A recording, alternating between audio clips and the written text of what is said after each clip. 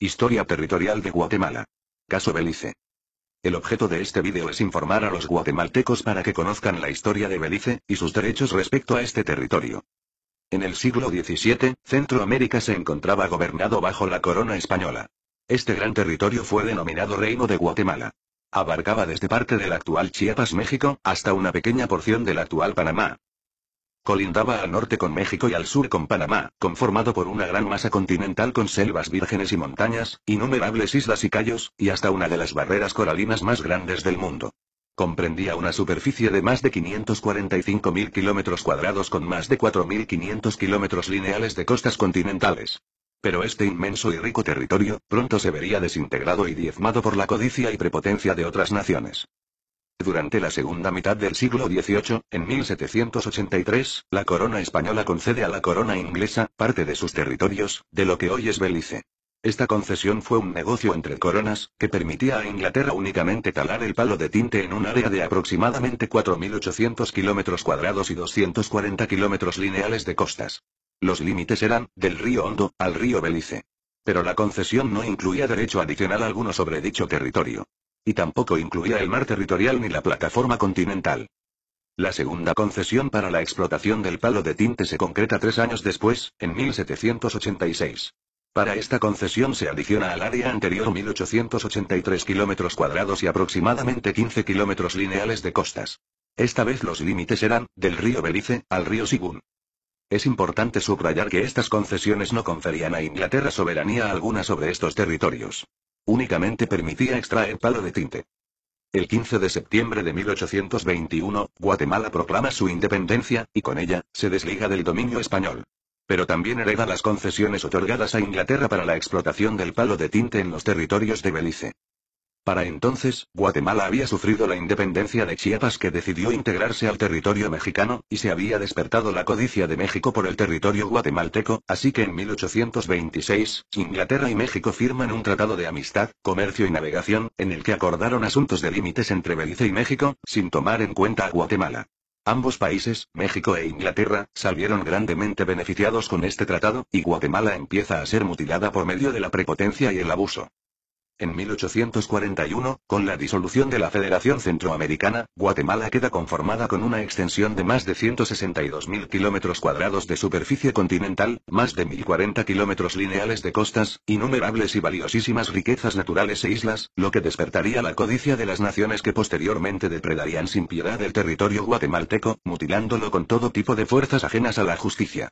Guatemala nunca pudo gozar de la integridad total de su territorio, pues ahora tenía que llevar a cuestas 2 molestas concesiones de 6.700 kilómetros cuadrados aproximadamente y con un primer diferendo territorial con México al norte de Belice. Legalmente, este es el verdadero mapa de Guatemala hasta la actualidad. Los guatemaltecos tienen derecho a este territorio y por lo tanto deben reclamarlo enérgicamente. Para 1842, Guatemala tiene que enfrentar la invasión de Soconusco por parte de México. Y en medio de este conflicto, Inglaterra no pierde tiempo, y empieza a invadir el resto del territorio beliceño que no estaba demarcado en las concesiones de 1783 y 1786.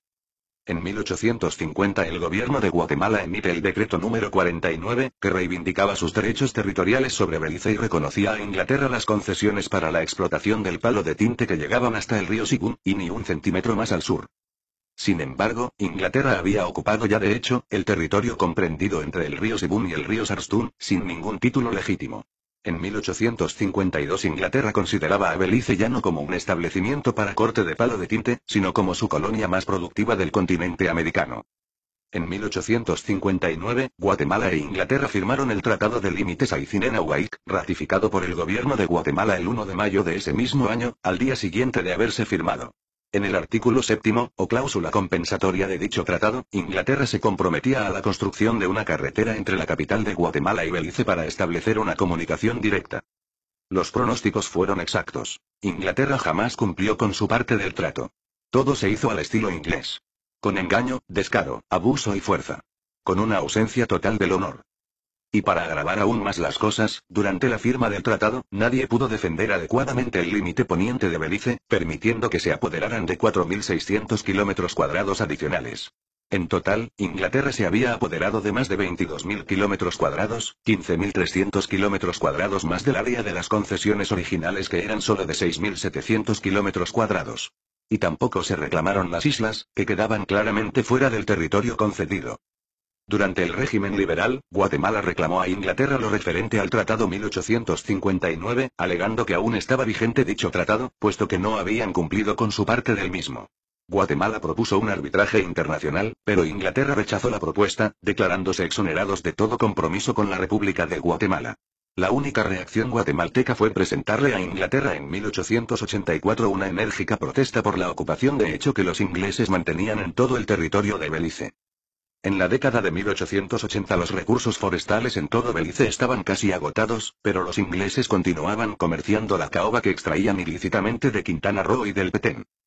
Con este amasizamiento de Inglaterra con el territorio guatemalteco de Belice, las pérdidas son cuantiosas.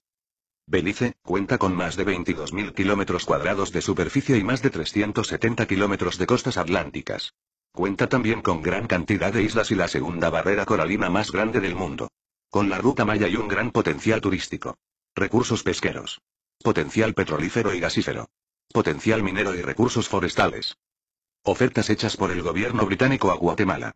En 1863 se firma una convención en la que Gran Bretaña pagaría de Guatemala 50.000 libras esterlinas, en sustitución de la obligación contenida en la cláusula séptima del Tratado de 1859. En 1937, Inglaterra ofrece pagar en compensación a la República de Guatemala la suma de 50.000 libras esterlinas.